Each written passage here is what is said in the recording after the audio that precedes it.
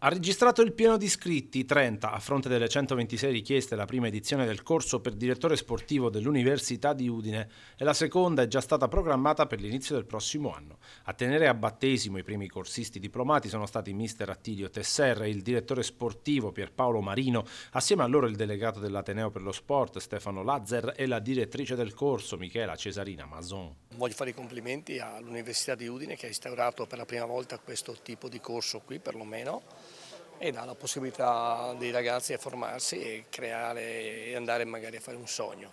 Quindi questo. Forma dei direttori che devono essere bravi nei direttori sportivi o manager.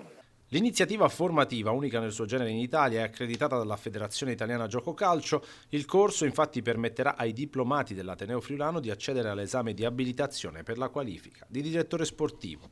Corso organizzato dai Dipartimenti di Scienze Economiche e Statistiche e di Medicina dell'Ateneo Friulano in collaborazione con l'Udinese Calcio e l'Associazione Italiana Direttori Sportivi.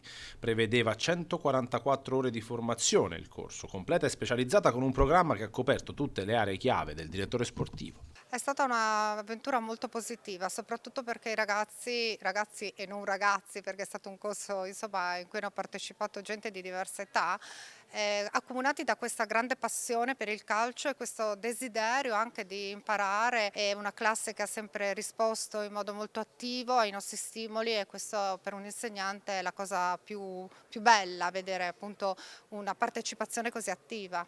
Tra i 30 diplomati c'è anche un vincitore di una borsa di studio con una tesi che riguarda la scelta da non sbagliare per un direttore sportivo, vale a dire l'allenatore. È stato un corso innanzitutto molto intensivo e che chiaramente ha racchiuso la passione che ho io come hanno i miei colleghi, quindi è stato bello entrare nel calcio veramente in modo professionistico. Adesso si aprono le porte per l'esame, faremo questo esame e noi abbiamo avuto una preparazione comunque buona.